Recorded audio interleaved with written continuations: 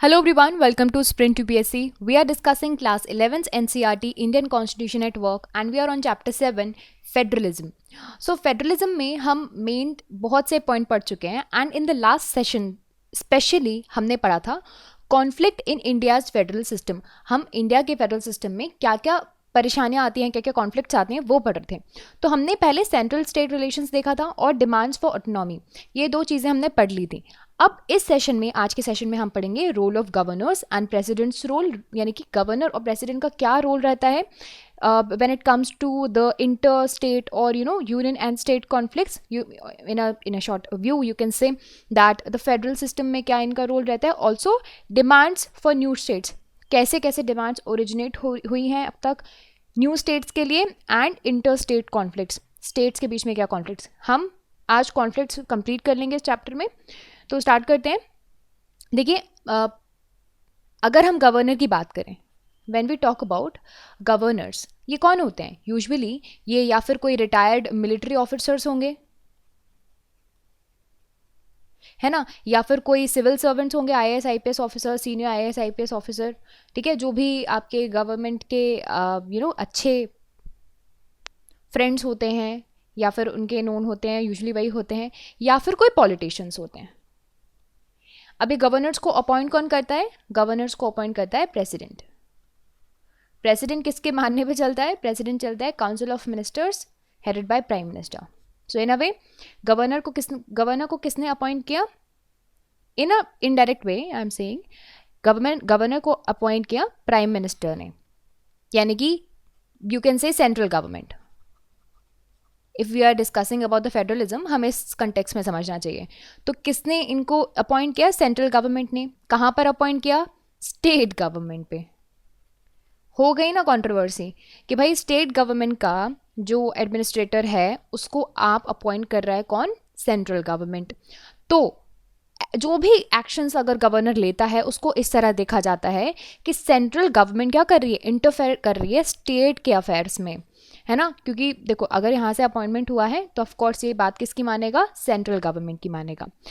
दो, अगर सपोज ऐसा कुछ केस है कि दो पार्टीज अलग अलग हैं, सेंट्रल गवर्नमेंट पे, यूनियन पे ए पार्टी है और स्टेट गवर्नमेंट पे बी पार्टी है, ठीक है, तो क्या होगा? यहाँ पे कॉन्फ्लिक्ट होगा. ये कोई लॉ पास करने जाने वाला होगा तो यहाँ पे गवर्नमेंट क्या कर देगा? रोक लगा सकता है. गवर्नमेंट का कुछ भी एक्शन इसके अगेंस्ट माना जा सकता है, ये बोल के कि सेंट्रल गवर्नमेंट वाली पार्टी ऑब्स्टिकल्स खड़े कर रही है. इसीलिए हमेशा अब तक जो गवर्नर का रोल है इट हैज़ बीन कंट्रोवर्शियल.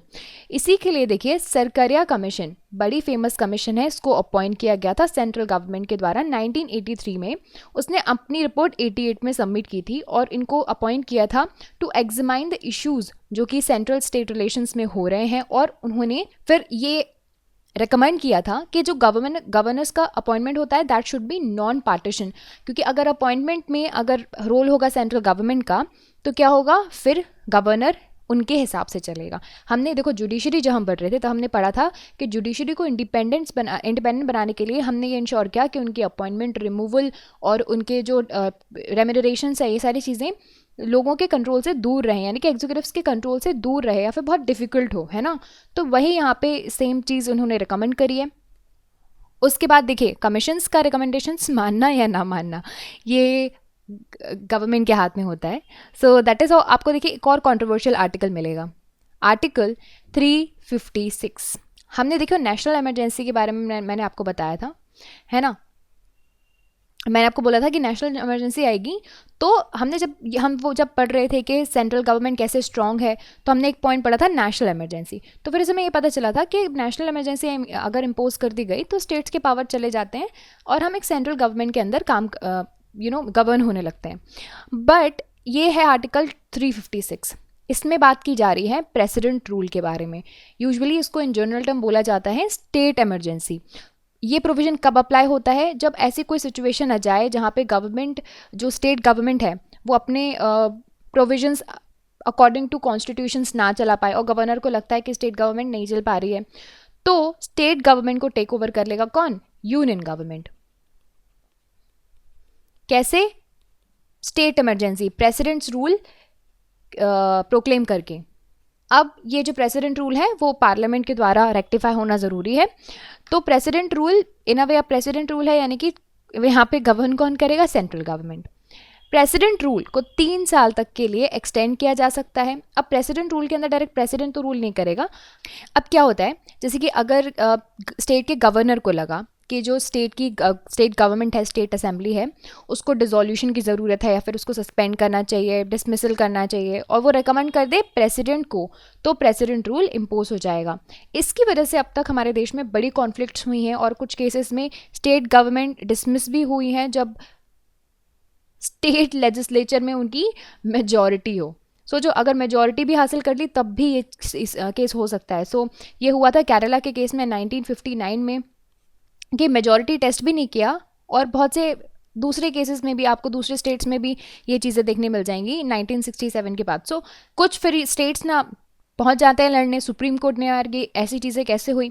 तो फिर ये क्वेश्चन करते हैं कि भाई ये जो प्रेसिडेंट है या फिर गवर्नर का रिकमेंडेशन है, उसकी कॉन्स्टिट्यूशनल वैलिडिटी कितनी है। देखिए क्यों पूछना है कॉन्स्टिट्यूशनल वैलिडिटी, क्योंकि देखो इनका तो कहना है कि हम तो मेजॉरिटी होल्ड कर रहे हैं ना, तो how can central government dismiss the assembly. और अब तक बहुत बड़े ही केसेस हुए हैं कि सुप्रीम कोर्ट में कि वैलिडिटी चेक करो कि प्रेसिडेंट रूल कैसे इम्पोज कर दिया जाए। तो जुडिशरी ने अब तक बड़ी चीज़ें एग्जामिन भी की हैं इसके मैटर्स पे। Article 356 was sparingly use till 1967, but फिर 1967 के बाद बहुत से स्टेट्स जो कि नॉन कांग्रेस गवर्नमेंट थी बेसिकली, जैसे कि मैंने आपको पूरा एक सिस्टम बताया था ना कि पहले कांग्रेस का डोमिनेंस था, फिर धीरे धीरे स्टेट्स में दूसरे आपको पार्टीज देखने मिल गए। तो सेंट्रल गवर्नमेंट पे थी कांग्रेस और बाकी के स्टेट गवर्नमेंट्स थी, देयर वर मैनी पार्टीज, ठीक है। And centre has often use this provision to dismiss the state governments, क्योंकि ऐसा होता था दूसरे स्टेट्स में दूसरी पावर है, दूसरे पॉलिटिकल पार्टी है, तो वो उनको डिसमिस कर दिया करते थे। एक एग्जांपल है कि सेंट्रल गवर्नमेंट ने रिमूव किया था आंध्र प्रदेश गवर्नमेंट को, जम्मू एंड कश्मीर गवर्नमेंट को in the decade of 1980s. So that is how the role of governors and presidents rule affect the federalism to a certain extent. Right now the demand for new states. So बहुत से दूसरे dimensions भी होते हैं tension के। जो federal system है उसने अब तक कई बार हमारे फेडरल सिस्टम में बहुत से स्टेट्स ने नए स्टेट्स की डिमांड की है, चाहे वो एक स्टेट के अंदर से ही उनको डिमार्केट करना हो दूसरे स्टेट को या फिर टोटली अलग ना हो। अब देखिए हमारे देश में जब नेशनल मूवमेंट हुए थे तो हमारा एक pan India national unity create हो गई थी, ठीक है। सो अब इसमें क्या हो रहा था कि वी वर एक डिस्टिंक्ट आइडेंटिटी मिल गई थी हमें as a common language, region, culture, India as a whole I am talking about, okay. और ये जो नेशनल मूवमेंट्स थे that was also the movement for democracy. So इसका मतलब है कि national movement itself it was decided that as far as possible states would be created on the basis of common culture, linguistic identity etcetera. So अब तक भी हमारे यहाँ आपको देखने मिलेंगे basically common culture and mainly linguistic identities पे हमारे यहाँ जो स्टेट्स हैं वो डिमार्केट हुए हैं। सो देखिए इसके बाद क्या हुआ, स्टेट्स करने लगे क्या, डिमांड करने लगे कि हमें इंडिपेंडेंस चाहिए, इंडिपेंडेंट स्टेट्स चाहिए। कैसे स्टेट्स चाहिए, लिंग्विस्टिक्स बेसिस पे, यानी कि लैंग्वेज के बेसिस पे हमें स्टेट को डिमार्केट करो। फिर 1954 में स्टेट रीऑर्गेनाइजेशन कमीशन को सेटअप किया गया। उसने रिकमेंड किया कि ये जो स्टेट्स हैं उनको लैंग्वेज के बेसिस पे at least for major linguistic group, क्योंकि देखो लैंग्वेज तो बहुत सारे हैं, लैंग्वेज के अंदर भी बहुत सारे डायलेक्ट हैं हमारे यहाँ, तो लैंग्वेज तो बहुत सारे हैं, बट ऐसा अगर हम लैंग्वेज के बेसिस पे अगर टोटली डिवाइड करते तो बहुत सारे सेक्शन में हमारा इंडिया डिवाइड हो चुका होता।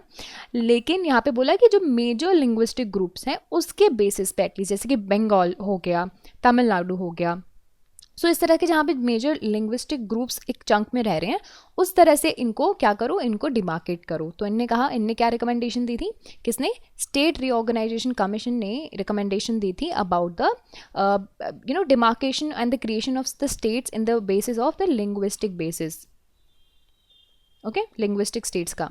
फिर 56 में क्या हुआ, रीऑर्गेनाइजेशन हुआ कुछ स्टेट्स का, एंड इससे हमने देखा हमारे देश में बिगिनिंग हुई लिंग्विस्टिक स्टेट्स की, और वो प्रोसेस अभी भी चल रही है। बहुत से स्टेट्स हैं जो बोलते हैं कि भाई अभी हमारा जो है लैंग्वेजेस आर डिफरेंट, तो अभी भी there are so many demands. Also Gujarat, and Maharashtra 1960 में क्रिएट किए गए, पंजाब एंड हरियाणा को सेपरेट किया गया एक दूसरे से 1966 में। Later on north east region भी रीऑर्गेनाइज किया गया, बहुत से स्टेट्स थे वो क्रिएट किए गए, Meghalaya, Manipur, Andhra Pradesh, right, these are the recent developments. Also 1990s में कुछ लार्जर स्टेट्स थे उनको फर्दर डिवाइड किया गया क्योंकि वहाँ पे डिमांड हो रही थी, और क्योंकि देखो जब ज़्यादा बड़े स्टेट्स होते हैं ना, लार्ज स्टेट होते हैं, तो उनका एडमिनिस्ट्रेशन करना थोड़ा मुश्किल हो जाता है। अगर छोटे छोटे यूनिट्स होंगे तो उनको एडमिनिस्टर करना इट्स क्वाइट पॉसिबल। इसी के चलते बिहार, यूपी, मध्य प्रदेश में से झारखंड, उत्तरांचल और छत्तीसगढ़ को निकाला गया क्योंकि बड़े स्टेट्स थे। And some regions and linguistic groups वो अभी भी जो है वो लड़ रहे हैं अबाउट द स्टेट रूट्स, जैसे कि तेलंगाना और आंध्र प्रदेश का तो अब तो सेपरेशन हो चुका है, एनसीईआरटीज़ में आपका थोड़ा पुराना डेटा दिया हुआ है। ऑल्सो विदर्भा महाराष्ट्र में इट इज़ ऑल्सो स्ट्रगलिंग अभी के लिए। तो देखिए क्या है, स्टेट्स मेजरली अब तक हमने पढ़ा कि सेंटर से लड़ रहे हैं, सेंटर से लड़ रहे हैं किसके बेसिस पे कि भाई हमें ऑटोनॉमी दो या फिर रेवेन्यू दो या फिर पैसा दो, रेवेन्यू रिसोर्सेज के हमारे पास सोर्सेज दो। बट स्टेट्स आपस में भी लड़ते हैं, यानी कि एक या दो स्टेट्स या फिर एक से दो से ज़्यादा स्टेट्स आपस में लड़ते हैं। And it is true that judiciary act as a arbitration mechanism. तो हमने जब जुडिशरी की पावर्स पढ़ी थी, हमने ये भी पढ़ा था कि जुडिशरी क्या करता है, डिस्प्यूट रिजोल्यूशन। डिस्प्यूट रिजोल्यूशन यानी कि ये डिस्प्यूट सेंटर वर्सेस स्टेट भी हो सकता है और ये डिस्प्यूट स्टेट वर्सेस स्टेट भी हो सकता है, ठीक है। But disputes are in reality not just legal, but इनके पॉलिटिकल इम्प्लीकेशंस भी होते हैं, ठीक है। यूजुअली कि भाई उनको ज़्यादा दे रहे हो, हमको कम दे रहे हो। Also therefore they can be best resolve only through negotiations and mutual understanding. Legal issues पे फिर ना वो कुछ और ही लेवल पे पहुंच जाती हैं चीज़ें। सो नॉर्मली दो तरह के डिस्प्यूट्स अब तक हमको देखने मिले हैं। The one is border disputes and second one is water disputes, ठीक है। एक एक करके पढ़ते हैं। बॉर्डर डिस्प्यूट्स यानी कि स्टेट्स के पास कुछ क्लेम्स होते हैं कि भाई ये हमारा जो नेबरिंग स्टेट्स है वो हम इसके बॉर्डर हमारी है ना। और दो हमें पता है कि हमने लैंग्वेज की बेसिस पे स्टेट्स को रीऑर्गेनाइज किया है। बट अगर हम बॉर्डर्स की बात करें ना किसी भी स्टेट्स की, तो बॉर्डर्स पे ना आपको एक ब्लर लाइन मिलेगी, यानी कि बॉर्डर पे जो लोग रह रहे होंगे they must be speaking more than one language. So it's not easy to resolve these disputes merely on the linguistic basis, right. So one यहाँ पर एग्जाम्पल दिए हुए हैं, एक लॉन्ग स्टैंडिंग डिस्प्यूट्स है महाराष्ट्र कर्नाटका की over the city of Belgaum. Manipur, Nagaland भी लड़ते रहते हैं उनकी बॉर्डर डिस्प्यूट्स को लेके। हरियाणा और पंजाब भी आपस में डिस्प्यूट्स में रहते हैं ओवर द, इनकी लड़ाई होती है कि भाई चंडीगढ़ किसका है। तो city today is the house of the capital of both the states, you must be knowing this. 1989 में the then prime minister Rajiv Gandhi ji एक अंडरस्टैंडिंग पे पहुंचे with the leadership of the Punjab, and according to this understanding Chandigarh was to be handed over to Punjab, but it was not happened yet till now. Border disputes तो जो है वो थोड़े ना sentiments के basis पे होते हैं कि भाई किसका language किसका क्या नहीं। but जब हम बात करते हैं रिवर डिस्प्यूट्स, तो दूसरा तरह का डिस्प्यूट्स क्या था, वाटर डिस्प्यूट्स ना। वाटर डिस्प्यूट्स में आपका रिवर डिस्प्यूट्स आता है, यूजुअली डैम्स, रिवर्स, सारी चीज़ें आती हैं। So river disputes they are more serious क्योंकि ये रिलेटेड है, they are related to the problem of drinking water, agriculture. तो देखो एग्रीकल्चर के लिए जब तक पानी नहीं आएगा तो एग्रीकल्चर कैसे करोगे, एग्रीकल्चर अगर बंद हो जाएगा तो स्टेट की इकोनॉमी एक तरह से बंद हो सकती है। तो इसीलिए ये थोड़ा एक सीरियस कंसर्न है। एक सबसे बड़ा issue water disputes, that is the Kaveri water disputes. Major issue है तमिलनाडु गवर्नमेंट के बीच में और कर्नाटका गवर्नमेंट के बीच में। फार्मर्स जो हैं दोनों स्टेट्स के, they are dependent on this river. So इसीलिए ये रिवर इतनी ज़्यादा इम्पॉर्टेंट है। इसके लिए हमने सेटअप भी किया था एक ट्राइब्यूनल को, रिवर ट्राइब्यूनल को। अभी ट्राइब्यूनल क्या करते हैं, किसी पर्टिकुलर इशू पे डिस्प्यूट्स रिजोल्यूशन का काम करते हैं, पर ट्राइब्यूनल पर भी कुछ काम नहीं चला, फिर सुप्रीम कोर्ट पे ये सारा इशू गया। और एक और आपको डिस्प्यूट देखने मिलेगी गुजरात, मध्य प्रदेश, महाराष्ट्र के भी बीच में नर्मदा रिवर के ऊपर, क्योंकि मेजर पोर्शन रिवर का होता है, ओरिजिनेशन होता है मध्य प्रदेश से, लेकिन वो होकर गुजरती है गुजरात से, महाराष्ट्र से, और फिर फाइनली वो जाकर गल्फ ऑफ कैम्बे में जाकर चली जाती है। तो ये ना रिवर डिस्प्यूट्स तो आपको स्टेट्स के बीच में भी देखने मिलेंगे और इंटर कंट्री भी आपको रिवर डिस्प्यूट्स देखने मिलते हैं ना, क्योंकि ओरिजिन जहाँ से होता है वो लैंड, वो उस रिवर पर जो है थोड़ा ज़्यादा हक जताने की कोशिश करता है।